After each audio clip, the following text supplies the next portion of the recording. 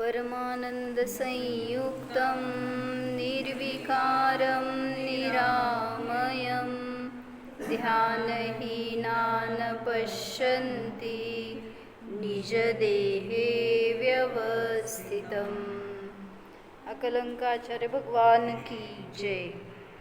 अनंत सुख संपन्नं ज्ञानामृतपयोदरम् अनंत वीर्य संपन्नं दर्शनं परमात्मनः निर्विकारं निराबाधं सर्वसंगविवर्जितं परमानन्दसंपन्नं शुद्धचैतन्यलक्षणम् उत्तमा स्वात्मचिन्ता स्यात् देहचिन्ता च मध्यमा अधमा कामचिन्ता स्यात् परचिन्ता धमाधमा निर्विकल्पसमुत्पन्नं ज्ञानमेव सुधारसं विवेकमञ्जुलिं कृत्वा तं पिबन्ति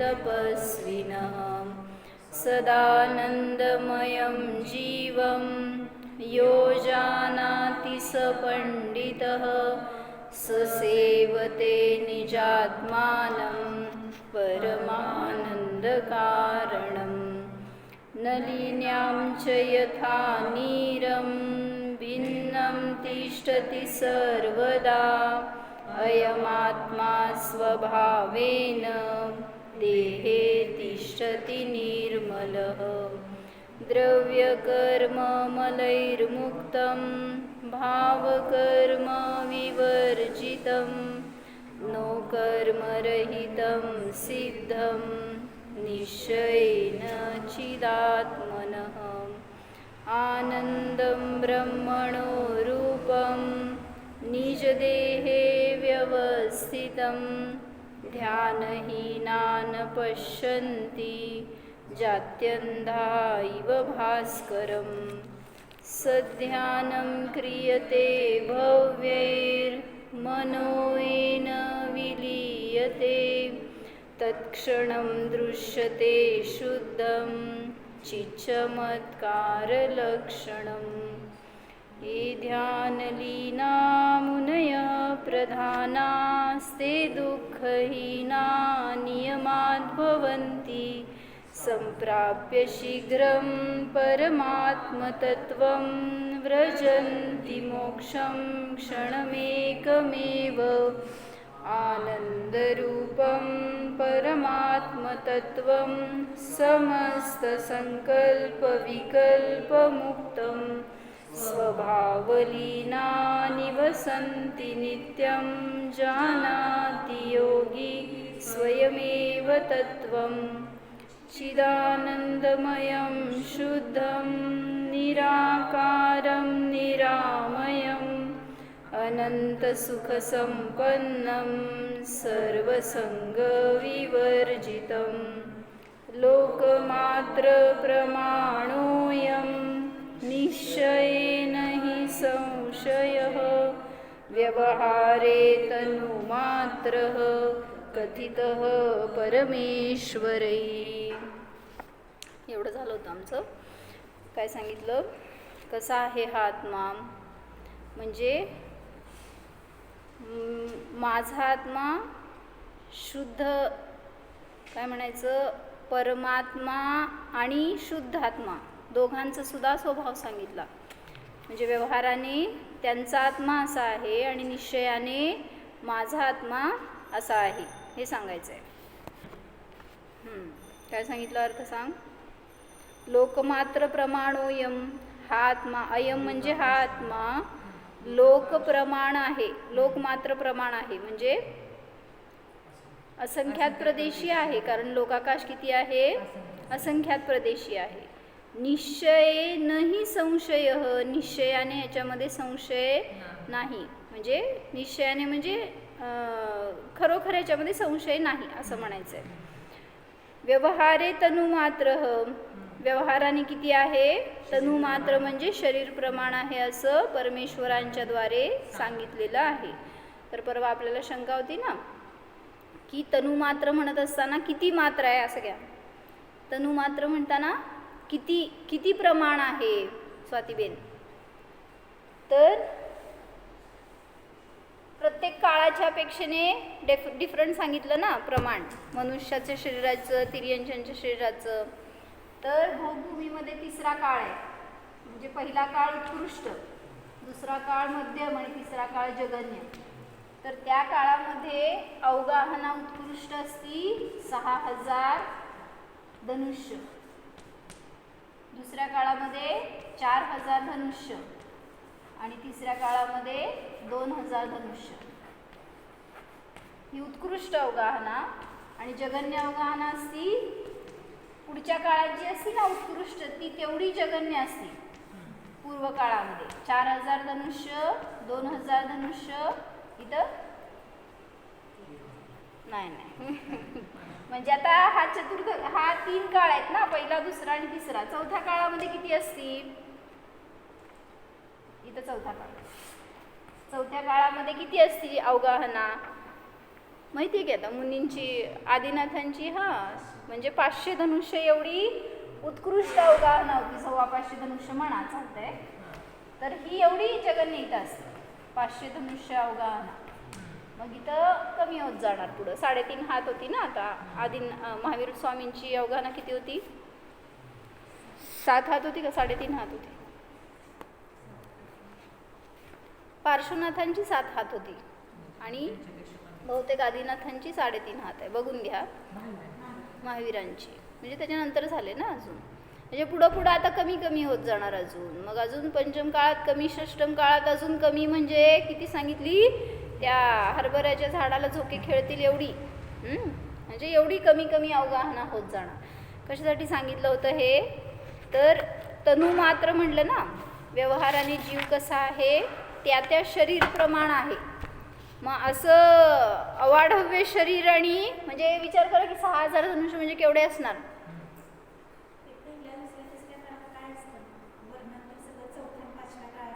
काय असतं म्हणजे कल्पवृक्ष असतात. आपल्यासारखं सगळं लाईफ सेम आहे, फक्त तुमच्यासारखा संसार नाही आहे तिथं. जे पाहिजे ते कल्पवृक्ष देणार. म्हणजे पैसा पाणी नसणारच तिथं, काय गरजच नाही आहे. पैसे त्या कल्पवृक्षाला लागत नाहीत. तुम्हाला जे पाहिजे ती वस्तू वृक्षाकडे मागितली की मिळणार रेडीमेड. किती टेन्शन तुम्हाला. धर्म म्हणजे आत्मानुभूती आहे पण संयम नाही आहे. चतुर्थ गुणस्थानापर्यंत विकास आहे पण पुढं संयम धारण करू शकत नाही तो जीव. कारण भोग इतके आहेत ना, भोगामध्येच रमलेला असतो. आणि युगल उत्पत्ती होती, युगलच मरतात. मग त्यामुळं काय असं लेकरं सांभाळायची आहेत बाबा, घर पोसायचं आहे आणि पैसे कमवायचे, असलं काही झंझट नाही. मग दिवसभर भोगात. मग ज्याला ज्ञान आहे तो करेल ज्ञान साधना वगैरे. पण आहेत की अकृत्रिम चैत्यालय आहेत भोगभूमीमध्ये पण. आता जिथं चैत्यवृक्ष आहेत किंवा कल्पवृक्षांच्या वर पण असं म्हणजे कुठं कुठं आहेत बघावं लागेल, पण अनेक ठिकाणी आहेत. फक्त तिथं अकृत्रिम चैत्यालयात ते जात नाहीत, कारण तिथं जायची पात्रता फार एकतर रुधिधारी मुनींकडे आहे, देवांकडे आहे, किंवा विद्याधर वगैरे मनुष्य असतील ते जाऊ शकतात. कारण अशा सहजासहजी मिळण्यासारखी अकृत्रिम चैत्यालय नाही येते. म्हणजे कुठंतरी मेरू पर्वतावर जाऊ शकत नाही माणूस, सामान्य माणूस. इथं राहणारे जवळपास म्हटलं तरी सुद्धा शक्य नाही आहे ते. असं अशा ठिकाणी आहेत ती. पण ठीक आहे, मला काय सांगायचं होतं की म्हणजे 3 काळामध्ये आपल्या समानच जीवन आहे, फक्त त्यांच्याजवळ भोग आहेत भरपूर. आणि जे सगळे भोग आहेत ते त्या वृक्षापासून मिळतात. कपडे म्हणा, दागिने म्हणा, खाणं पिणं काय पाहिजे नाही सगळ्या प्रकारचे वृक्ष आहेत ते. आणि ते वृक्ष देतात सगळं. त्यामुळं चांगलं आहे ना का जायचं? जसं जाऊन आलो आहे. म्हणजे असं मग त्या शरीरामध्ये असताना, त्या काळामध्ये असताना त्या शरीर प्रमाण आहे अवगाहना हे सांगितलं. आणि निश्चयाने तिथे सुद्धा असंख्यात प्रदेशीच आहे. म्हणजे पहिला काळ असू दे किंवा 6वा काळ असू दे, सगळीकडं कसा आहे जीव निश्चयाने लोक प्रमाण आहे म्हणजे असंख्यात प्रदेशी आहे. व्यवहाराने शरीर प्रमाण आहे. का सांगावं लागलं हे? शरीराचे सुद्धा काही पार्टमध्ये आहे, काही पार्टमध्ये नाही आहे असं नाही आहे. जेवढं शरीर आहे तेवढ्या शरीरामध्ये प्रत्येक प्रदेशावर आत्मा आहे, चेतना आहे हे सांगायसाठी. हां, त्याच्यासाठी नाही. तुम्ही ज्या शरीरात आहे त्याच्यात सुद्धा तुम्ही डिवायडेशन करता. इथं मेंदूमध्ये बुद्धी असते, हृदयामध्ये संवेदना असतात, हातापायामध्ये वीर्य असतं, बळ असतं असं नाही आहे. जिथं जीवाचे प्रदेश आहेत ना तिथं सगळे अनंत गुण आहेत. मग कुठं जीवाचे प्रदेश नाहीत मांडलं कोणी, मग असं त्यांच्यासाठी पण सांगितलं की जेवढं शरीर आहे तेवढ्या प्रमाण जीव आहेच. म्हणून हे सगळं व्यवहाराने सांगितलं. आपण शरीराचंच वेदन करत बसतो. शरीराच्या प्रत्येक प्रदेशावर जीव आहे, चेतना आहे, त्याचं वेदन करा तर तुम्हाला आत्मा मिळणार, अन्यथा नाही. पुढचं हे मागचं झालं होतं, फक्त श्लोकाने अर्थ ऐक. यत् क्षणं दृश्यते शुद्धम म्हणा, ऐक परत एकदा. यत् क्षणं दृश्यते शुद्धं तत्क्षणं गतविभ्रमः. माझ्यानंतर म्हणा परत. यत् क्षणं दृश्यते, माझ्यानंतर म्हणा. तत्क्षणं गतविभ्रमः.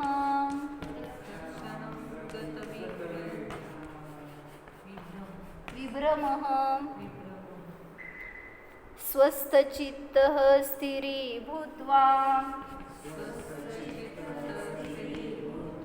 स्वस्थचित्तः स्थिरीभूत्वा.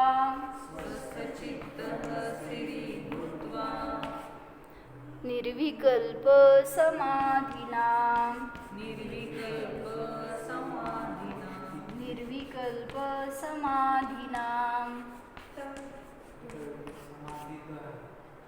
समाधी ना पाहिजे, तृतीया विभक्ती म्हणा. यत् क्षणं दृश्यते शुद्धं तत्क्षणं गतविभ्रमः स्वस्थचित्तः स्थिरीभूत्वा निर्विकल्प समाधिना. काय सांगायला लागले? तृतीया विभक्तीला अर्थ असतो त्याच्याद्वारे.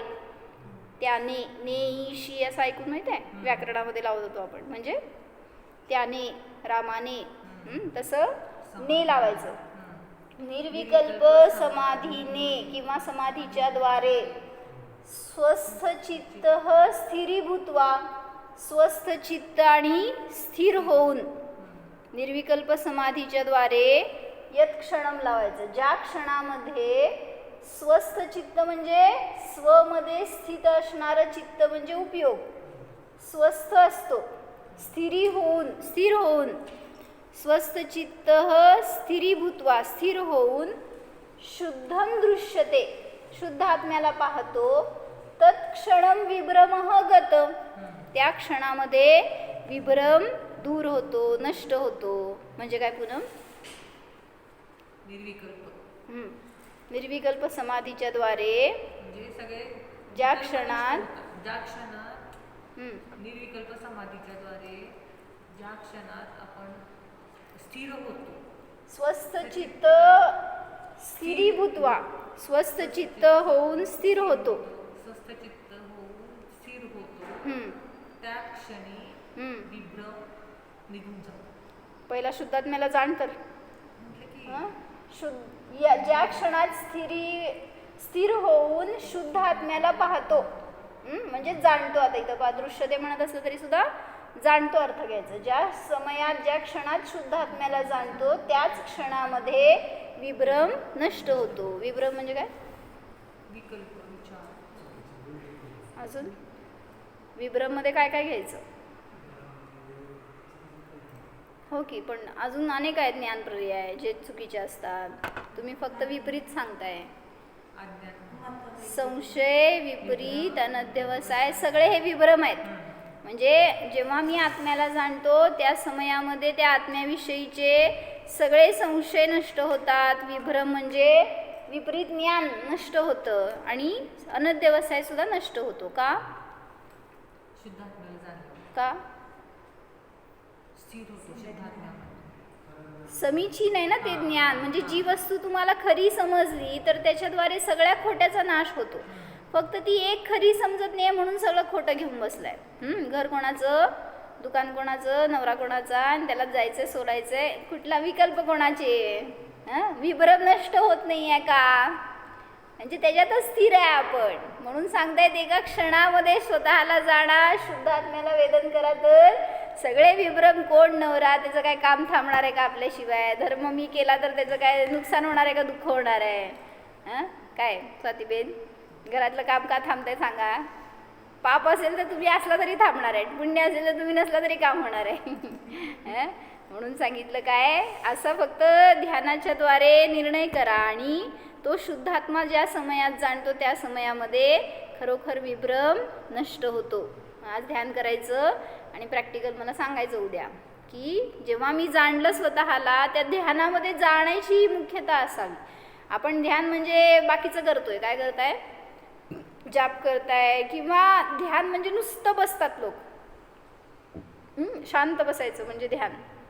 काय असतं, विषय काय त्याला, ज्ञानाला विषय असतो काय ना काय चालू. तुम्हाला वाटतंय की मी आत्म्यालाच जाणतोय, पण आत्मा अतिंद्रिय आहे, पण तुमचे सगळे विकल्प निरंतर चालू आहेत. मग इंद्रियांचा विषय धरलेला असेल तर नाही, आम्ही शून्य बसतो म्हणतात. जे विपश्यना ध्यान वगैरे असतं ना त्याच्यामध्ये ते त्यांना विषय नाही दिलेला आहे. ते फक्त केंद्रित करा, एखाद्या पॉईंटला केंद्रित करा, एखाद्या नखाच्या, पायाच्या नखापासून डोक्याच्या सेल्सपर्यंत सगळ्याला केंद्रित करतात, प्रदेशांना, आणि मग त्याचं ध्यान करायला लावतात. म्हणजे ज्याला आत्मा माहीत नाही आहे ते कशाचं ध्यान करणार? म्हणून आपल्याला माहिती झालाय तर ध्यानामध्ये त्याला विषय करा, त्याला जाण्याचा प्रयत्न करा. तो एकदा मिळाला की असं सहज आहे हो संसार सुद्धा, पण आपण त्याला इतकं ओढून ताणून करावं लागतंय आपल्याला का? कारण खरी वस्तू मिळाली नाही आहे. कसं आता सांगितलं अम्मानी, सुदर्शन श्रेष्ठींचं जीवन किती सहज, इतके उपसर्ग आले तरी सहज. सगळ्यांचं जे जे सम्यक दृष्टी सगळ्यांच्या जीवनामध्ये बघितलं आपण. ज्याला ज्ञान झालंय सीतेचं जीवन कसं होतं, तुमच्यापेक्षा डेंजर होतं का चांगलं होतं? डेंजर होतं ना. मग कसं जगली हो? असे परिणाम होतात का आपल्याला की आपल्याला धर्मामध्ये कोणी जर प्रतिकूलता दिली तर त्याच्याविषयी साम्य भाव, तू आज जायचं नाही शास्त्राला, नाहीतर मी येणार नाही तुझ्याबरोबर, असं म्हटलं तर काय वाटतंय? असं म्हणत नाही, माहीत आहे. मी आपलं एक उदाहरण विचारते. मला इच्छा आहे की त्यांनी यावं आणि त्यांनी म्हटले मी आज येणार नाही किंवा मी नाही ऐकणार. तुम्हाला काय झालं? सीता बनता का त्या समयाला तुम्ही? बघा की सीतेसारखे विचार करून बघा, ते तुमच्या बरोबर येणार. तू धर्म करते तर मी पण करणार. आपण त्यांनी करावं मध्ये आपला धर्म नष्ट करतोय हे समजत नाही. ह्याच्यासाठी ध्यान केलं तर आपलं चित्त स्थिर होतंय आणि त्याच्या निमित्तामध्ये पुण्याचा आसरव बंद झाला की सगळा संयोग सुद्धा परिवर्तित होतो. आपण त्यांना परिवर्तित करायला जातो त्यामुळं फळ मिळत नाही त्याचं. म्हणून दुसऱ्याला नाही बदलायचं, स्वतःला बदला. तर शुद्ध आत्म्याला ज्या क्षणामध्ये जाणतो त्या क्षणामध्ये विभ्रम नष्ट होतो. मग आपण कुठले कुठले विभ्रम घेऊन बसलोय? सगळ्यात पहिला विभ्रम आहे शरीर म्हणजे मी आहे. काय पूर्वा? मी कोण? मी शरीर, मी घरवाला, मी माता, मी पत्नी, हे सगळे विभ्रम आहेत. आणि मग त्याच्या अनुसार सगळा व्यवहार करतोय. म्हणजे त्यांना सुखी करायचंय, दुःखी करायचंय, किंवा त्यांचं सगळं आपल्याला निर्वहन करायचंय. म्हणजे मारून घेतलंय माहिती का स्वतःला आपण की मी त्या रोलमध्ये घुसलोय पूर्ण. त्यातनं बाहेर येण्याची शक्ती असताना पण बाहेर पडत नाहीये. स्वतःहून स्वीकारलंय अशी दशा तर कोण आपल्याला ज्ञानी बनवणार? म्हणून सांगतायत जर त्याच्यासाठी पहिलं विशेषण दिलं निर्विकल्प समाधीच्या द्वारे. म्हणजे काय असतं समाधी? म्हणजे मरताना करतात ती नव्हे, त्याला समाधी म्हणून माहिती आहे आपल्याला. समाधी म्हणजे काय असतं?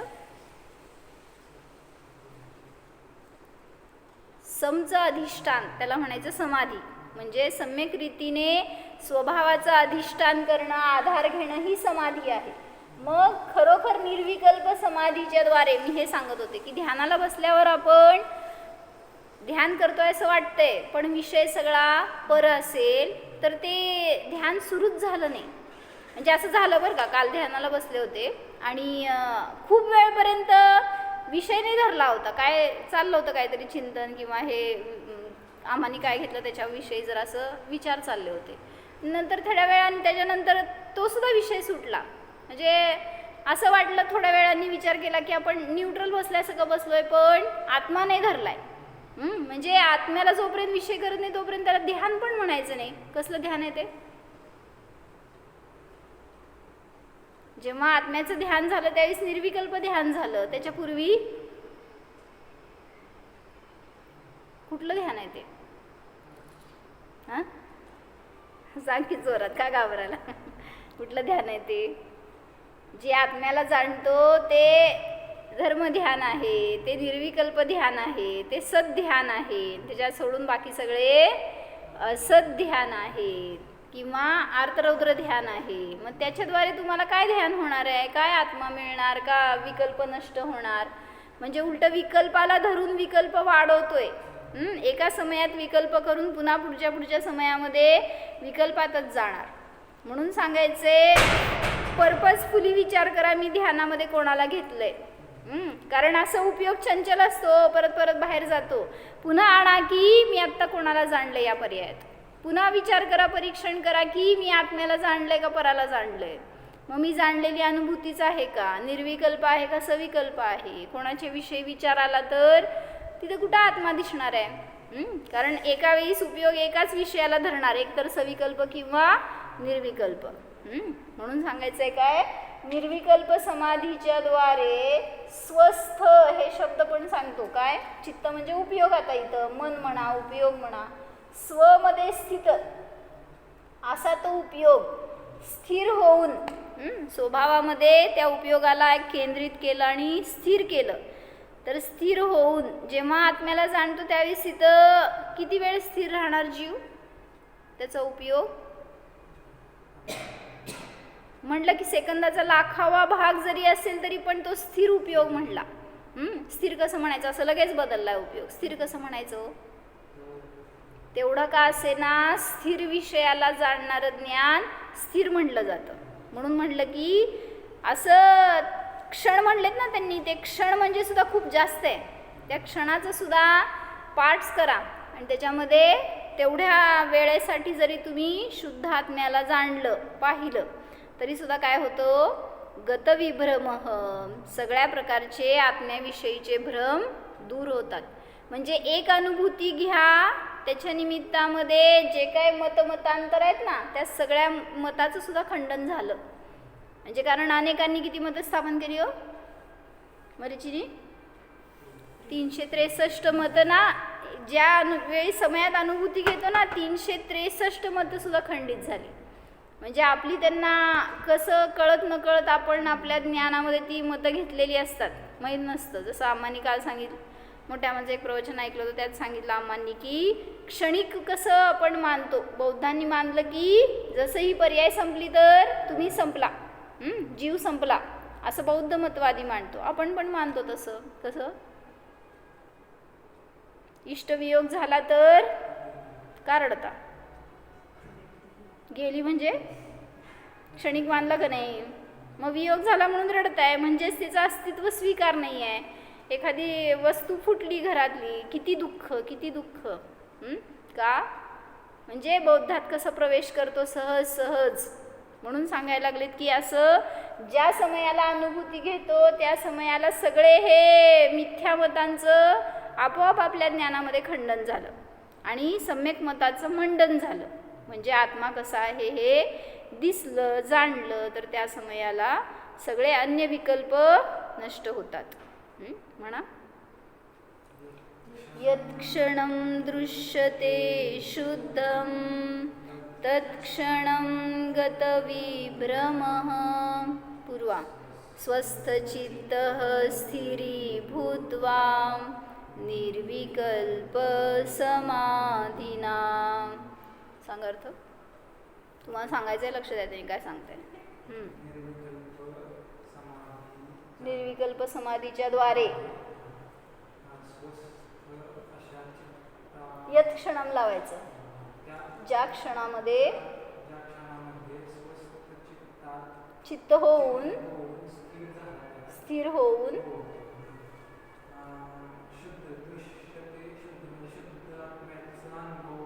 शुद्धात्म्याला पाहतो, जाणतो.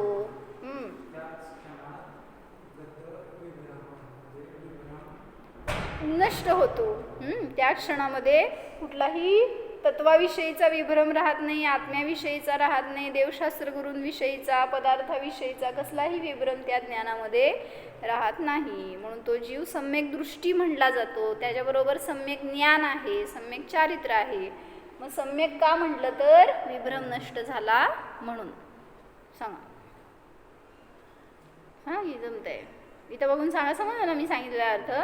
परत एकदा सांगते, ऐका. निर्विकल्प समाधीच्या द्वारे ज्या क्षणामध्ये स्वस्थ चित्त होऊन स्थिर होतो जीव, स्थिर होऊन शुद्ध आत्म्याला पाहतो, त्याच क्षणामध्ये विभ्रम नष्ट होतो. सांगा.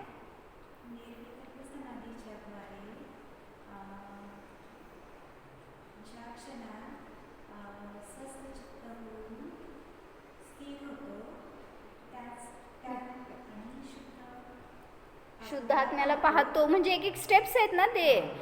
एक तर तुमचा उपयोग आत आलाय आणि मग तो आत आलेला उपयोग स्वतःच्या आत्म्याला विषय करतोय. मग त्याला पाहिल्याशिवाय थोडी तुमचं विभ्रम नष्ट होणार आहे. असं ध्यान तर तुम्ही अनेक वेळा केलंय, जे शरीराच्या द्वारे म्हणजे क्रियात्मक ध्यान केलं की अनेक वेळा. काय डोळे बंद केले, सगळे विचार थांबवले म्हणतो, फक्त बसलोय शरीराने तशा पोझिशनमध्ये, पण ते ध्यान झालं का?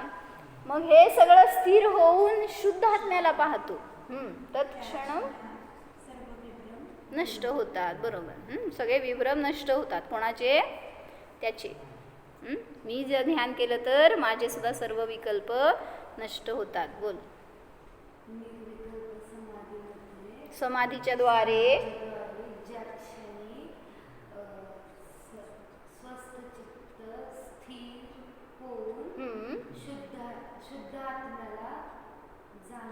जाणतो, पाहतो. छान. बरोबर. समजलं का काय सांगायचं आहे? भाववासना काय? मला असं एक एक संशय, एक एक मत काढून टाकायचे नाही आहेत. तसं होणार पण नाही. मला ह्याला सोडायचं आहे, त्याला सोडायचं आहे, राग सोडायचा आहे, द्वेष सोडायचे, कशाय सोडायचे, शक्य नाही आहे. निरंतर 10व्या गुणस्थानापर्यंत उदय आहे क्रोधाधिकांचा. मग त्याला तुम्ही काढून टाकू शकत नाही. मग एक अनुभूती घ्या, तर ते उदय असले तरी सुद्धा तुम्हाला फरक पडत नाही. म्हणजे हे पण विभ्रम आहेत शेवटी. क्रोध का करता हो? काय करत नाही म्हणा की. क्रोध का करता पूर्वा? विभ्रम. त्याच्या मागं कारण म्हणजे एखादी वस्तू मला मिळाली नाही तर क्रोध होतो, म्हणजे त्या वस्तूनी मला सुख आहे, ती वस्तू माझ्यासाठी आवश्यक आहे, त्याशिवाय माझं जीवन नाही. हे सगळे विभ्रम आहेत ना. म्हणून श्रद्धेतून पहिल्यांदा सोडा, तर बाहेरचे उदय ते आले तरी काय तुम्हाला फरक पडणार नाही. मग असे अनेक प्रकारचे विभ्रम आहेत. आज ध्यान करायचं आणि विचार करायचं त्यामध्ये काय काय गरबी. त्याचं पोट खूप मोठं आहे विभ्रमाचं. हे तर सामान्य सांगितलं, संशय, विपर्य आणि अनध्यवसाय. पण परवस्तूचा मोह जो आहे तो सुद्धा विभ्रम आहे. फक्त श्रद्धेत नसावा. बहिरंगामध्ये तुम्ही आहे ना गृहस्थी, तर ठेवलेत कपडे, ठेवलेत परिग्रह, ठेवलाय जवळ, संयोग आहे, घर आहे, सगळं आहे की जवळ, पण ते माझं आणि त्यातून मला सुख, ही जी भावना आहे, हे जे ही श्रद्धा आहे, विश्वास आहे ना, हे विभ्रम आहे. आणि मग त्याच्याद्वारे जीव मिथ्यात्वामध्ये राहतो. म्हणून सांगायचं की काय करा, त्याच क्षणामध्ये विभ्रम नष्ट होतो ज्या क्षणात शुद्ध आत्म्याला पाहतो. एकदा बघून म्हणायचं आणि जायचं, न बघता म्हणून. हां. यत्क्षणं दृश्यते लक्षात ठेवायचं बरं का, न बघता म्हणायचंय. तत्क्षणं गत विभ्रम. परत म्हणा. यत्क्षणं दृश्यते शुद्धं तत्क्षणं गत विभ्रमः स्वस्थचित्तः स्थिरीभूत्वा निर्विकल्प समाधिना.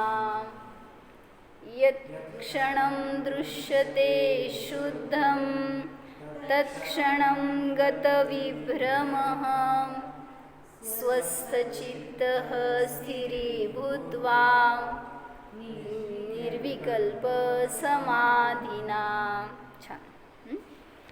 विकल्प रहित ध्यान के द्वारा यह आत्मा जिस समय स्वस्थ मन होता हुआ स्थिर होकर शुद्ध आत्म स्वरूप को देखता है उसी समय आत्म विषयक भ्रम से दूर हो जाता है. भ्रम का आहे? कारण आजपर्यंत मी स्वतःला आत्मा पाहिलं नाही. ज्या शरीरात गेलो त्या शरीर रूप मानलं पाहिलं म्हणून भ्रम राहिले.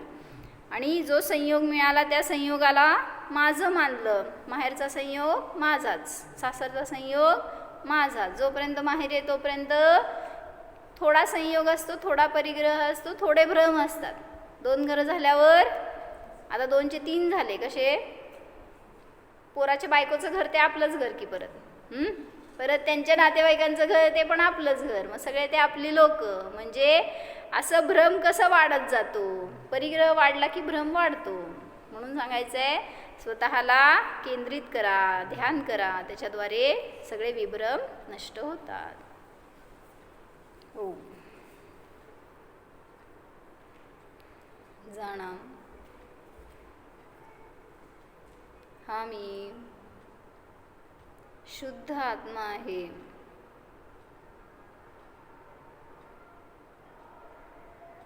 या आत्म्यामध्ये संशय नाही, विपर्यय नाही, अनध्यवसाय नाहीच,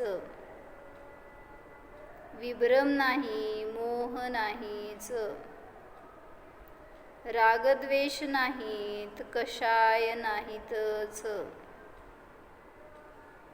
सर्वांनी रहित शुद्ध आत्मा पहा.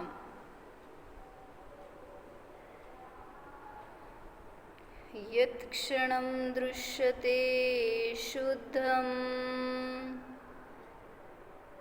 जाणा मी जाणतोय तो शुद्धात्माच आहे का पहा. यत्क्षणं दृश्यते शुद्धम तत्क्षणं गतविभ्रमः. ज्याला मी जाणतोय ते शरीर नाही, परद्रव्य नाही, कर्म नाहीत, विभाव भाव नाहीत, विभ्रम नाहीच. मी शुद्ध आत्म्यालाच जाणत आहे. स्वस्थचित्तः स्थिरीभूत्वा निर्विकल्प समाधिना. मी निर्विकल्प आहे. मी समता स्वरूप आहे. मी स्वस्थ आहे. जाणा स्थिर स्वरूपोऽहम्.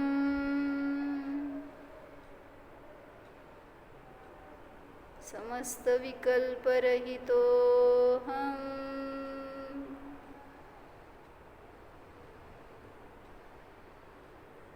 जीवोऽहम्.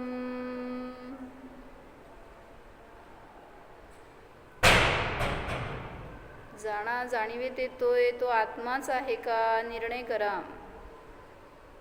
शब्दांना नाही, वाच्याला जाणा.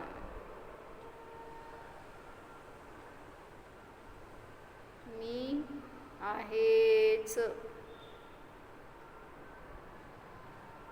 ओम.